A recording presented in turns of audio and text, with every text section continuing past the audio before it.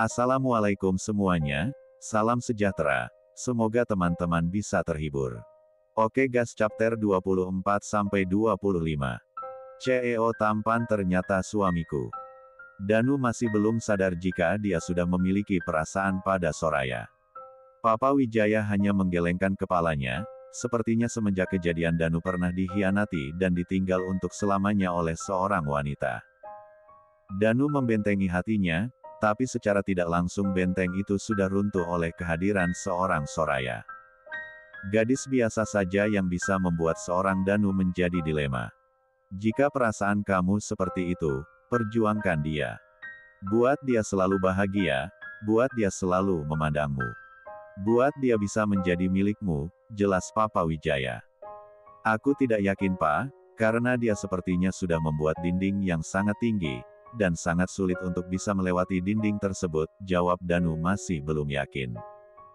Hingga mereka sampai rumah sakit, Danu belum bisa memastikan semuanya yang ada dalam hatinya dan juga dalam hati Soraya. Pada saat yang bersamaan juga seorang pria blasteran juga berada di kota yang sama dengan Danu dan Soraya. Dia sengaja pergi ke kotaka untuk bisa menenangkan pikiran dan hatinya yang tidak sinkron. Siapa lagi jika bukan Devon Tomlinson, pria dengan sejuta pesona itu sudah ada di sini. Di kotaka, sepertinya dia memang hanya ingin menenangkan diri saja.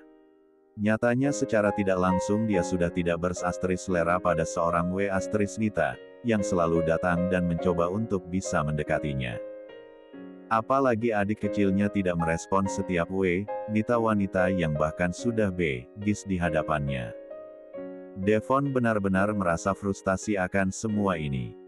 Makanya dia memutuskan datang ke kota kecil, selain menenangkan pikiran. Ternyata dia di sini juga mempunyai perusahaan juga, walau tidak sebesar dan semaju perusahaannya yang ada di ibu kota. Seorang Devon Tomlinson sedang berjalan sendirian menuju sebuah taman yang sangat luas dan sangat indah. Pandangan Devon tertuju pada sosok gadis yang sedang duduk di kursi taman sendirian dan seperti habis menangis. Secara refleks Devon menghampirinya dan duduk di sebuah gadis yang terlihat sangat rapuh dan butuh sandaran. Entahlah mengapa seorang Devon yang selalu cuek dan tidak peduli akan keadaan seseorang, sekarang menjadi sangat perhatian dan tidak memiliki niatan terselubung lagi dalam pikirannya. Permisi Nona, mengapa Anda ada di sini dan terlihat seperti sedang sedih? Tanya Devon mencoba berinteraksi dengan gadis yang sejak tadi diam dengan pandangan lurus ke depan. 1 detik, 2 detik, hingga 3 detik tidak ada jawaban dari gadis tersebut. Devon merasa ada yang aneh dengan gadis tersebut. Dan, benar saja ternyata gadis tadi sudah beranjak pergi dari bangku yang diduduki oleh Devon. Devon merasa benar-benar sangat heran, apa gadis tadi tidak bisa bicara atau malah tidak bisa mendengar ucapannya. Benar-benar gadis yang aneh. Dan itu adalah gadis pertama yang tidak tergoda akan seorang Devon Tomlinson, seorang Casanova sejati. Tetapi Devon yang biasanya akan selalu merasa penasaran akan apapun. Dan radarnya akan gadis-gadis cantik seolah-olah memang sudah tidak bisa digunakan lagi radarnya untuk gadis yang baru saja ditemui olehnya. Devon yang sekarang benar-benar sudah sangat berubah dengan Devon yang beberapa bulan yang lalu, pria bastard yang selalu bergonta-ganti wanita setiap harinya. Jika Devon sedang merasa ada sesuatu yang tidak bisa ia ketahui akan dirinya kenapa. Berbeda dengan seorang gadis dengan paras cantik dan lemah lembut itu, sedang berada di situasi yang membuatnya menjadi dilema. Di mana dia harus melunasi semua hutang-hutang mendiang ayahnya yang sudah sangat banyak itu. Di saat dia sedang merasa gelisah dan ingin menenangkan dirinya datang ke sebuah taman, yang biasa dia dan kedua sahabatnya selalu bersama jika sedang berkumpul. Gadis itu bernama Lucinta Putri, yang sering disapa dengan sebutan Lulu. Dia merasa sangat tertekan akan semua ini, sebagai tebusan hutang-hutang ayahnya Lulu harus menikahi lintah darat yang sudah tua dan sudah memiliki banyak istri. Ibunya Lulu sudah mewanti-wanti dirinya supaya membiarkan rumah yang mereka tempati selama ini disita. Daripada harus merelakan putri sulungnya yang menjadi korban atau jaminan penebus hutang. Lulu selalu mendengarkan ucapan dari ibunya, sedang mencari kontrakan yang letaknya tidak jauh dari pabrik. Lulu sudah menemukan kontrakan yang sederhana. Lalu Lulu pulang untuk mengajak ibu dan juga adik-adiknya pindah hari ini juga. Karena mereka tidak diberi waktu lama untuk tidak segera pergi dari rumah.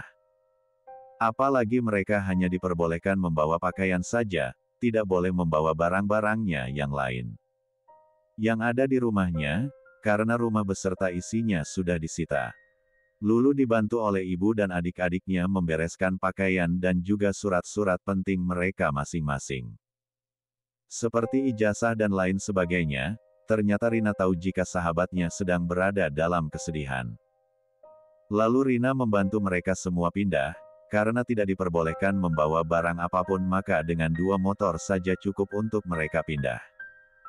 Rina memang sahabat yang sangat baik, walaupun dia selalu menampilkan kekonyolan dan selalu banyak bicara. Untuk saat ini dia bisa diam walau hanya sebentar saja, Rina sudah kembali dalam mode cerewetnya. Tapi Lulu dan ibunya biasa saja, karena ibu Lulu sudah sangat mengenal Rina dan Soraya. Mereka adalah sahabat sejak dulu, jadi mereka semua sudah saling mengenal.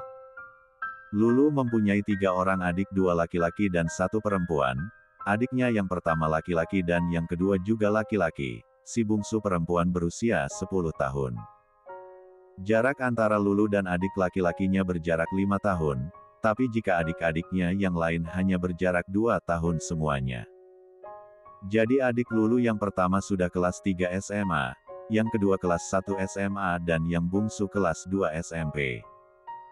Mereka bernama Rama Rahardian, Rizky Ramadan dan Luciana Dewi yang kerap dipanggil Uci. Mereka ternyata tinggal tidak jauh dari kosan Soraya dan Rina. Hanya berjarak 5 meter dari kosan Soraya dan Rina. Kabar kepindahan Lulu dan keluarganya sudah didengar oleh Soraya. Soraya merasa sangat sedih.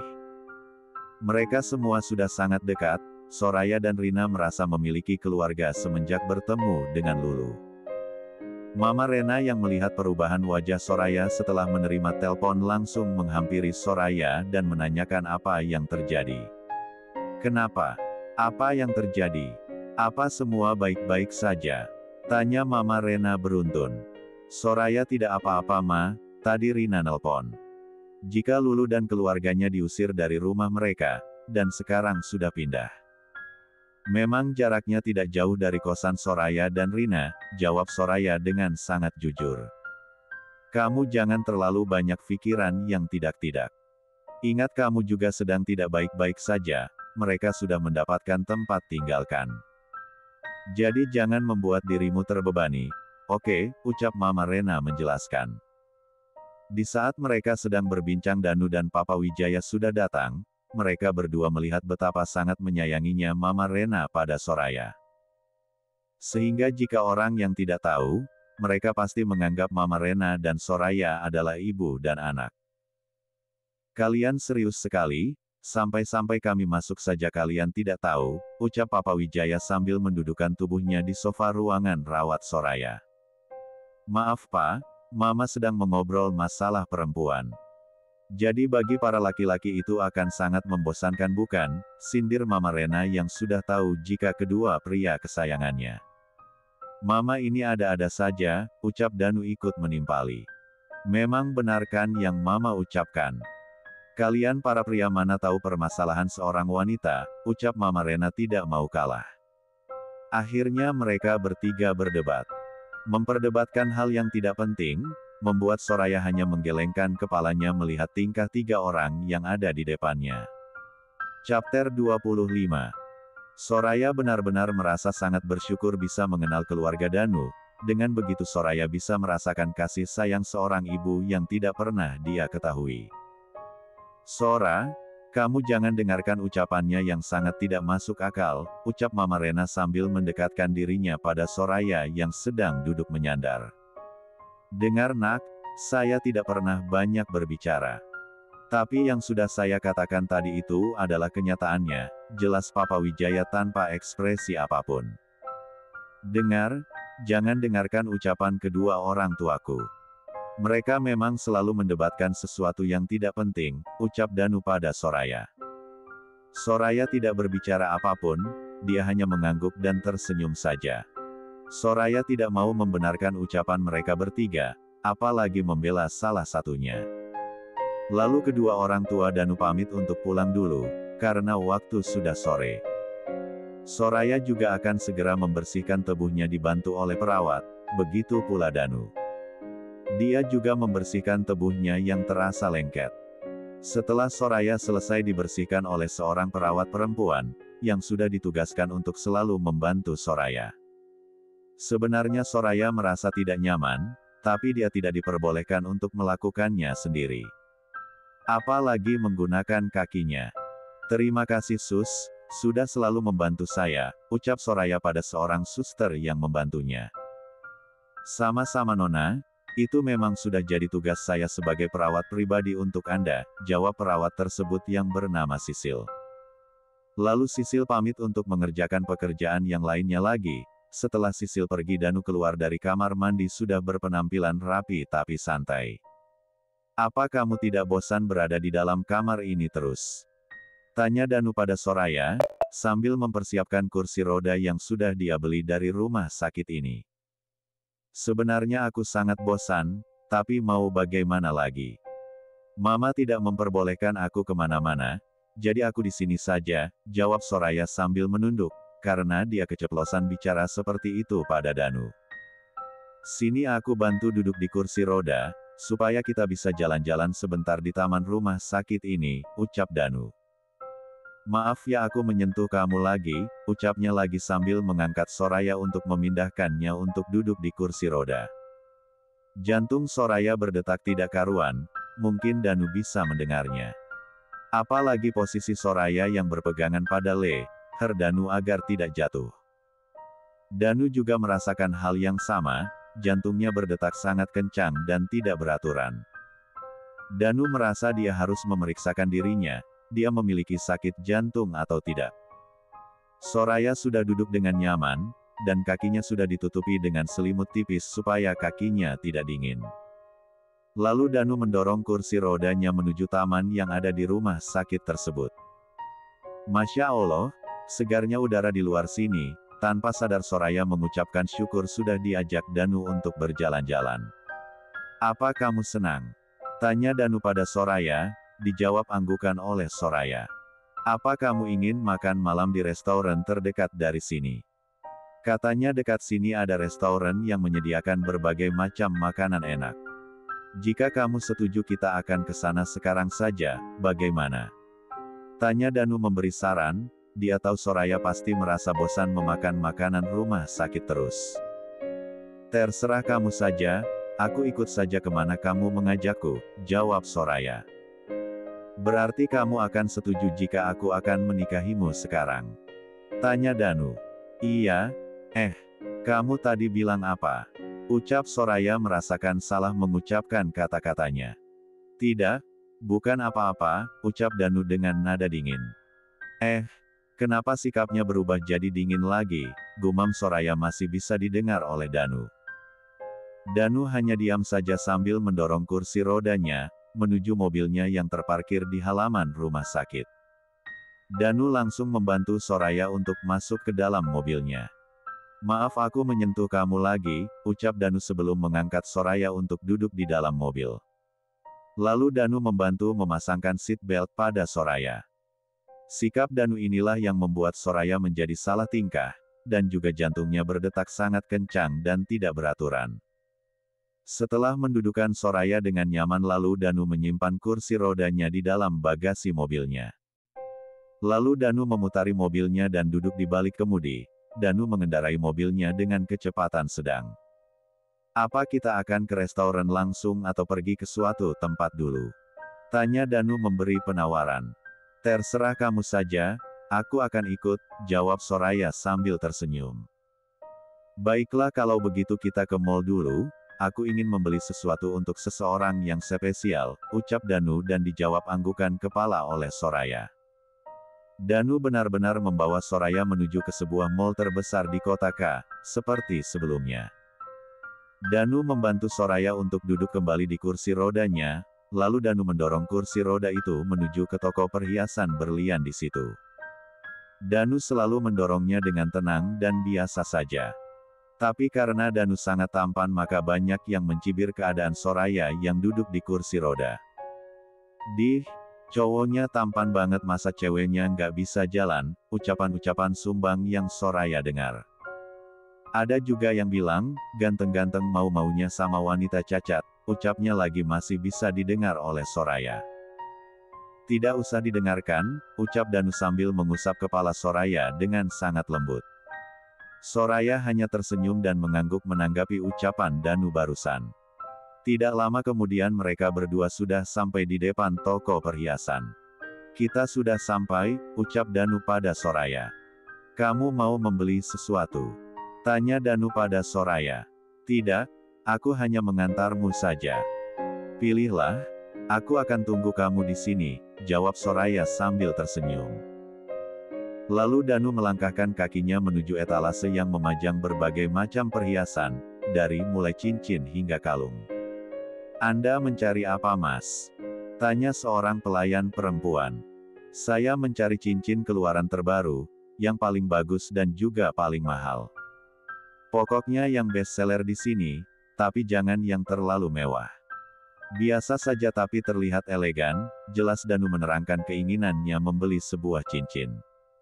Apa Anda ingin melamar seorang wanita, Mas? Jika iya, maka kami akan menyerahkan produk terbaru dan terbaik di sini. Ini baru saja selesai dibuat dan belum dipajangkan, ucap seorang pelayan memberikan sebuah cincin berlian yang bagus dan juga sangat elegan. Saya ambil yang ini, tolong bungkus dengan rapi, ucap Danu sambil menyerahkan black card miliknya. Lalu pelayan tersebut segera memberikan sertifikat asli dari berlian tersebut, dan juga membungkusnya dengan kotak bludru berwarna navy, lalu menghiasnya dengan pita berwarna merah. Setelah selesai membayar dan membawanya, Danu mengajak Soraya pergi dari toko perhiasan berlian tersebut. Apa kamu sudah membelinya? Tanya Soraya pada Danu yang tidak membawa apa-apa di tangannya.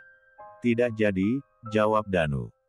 Ini sudah hampir waktunya sholat maghrib, kita mampir ke musyola di sini saja gimana?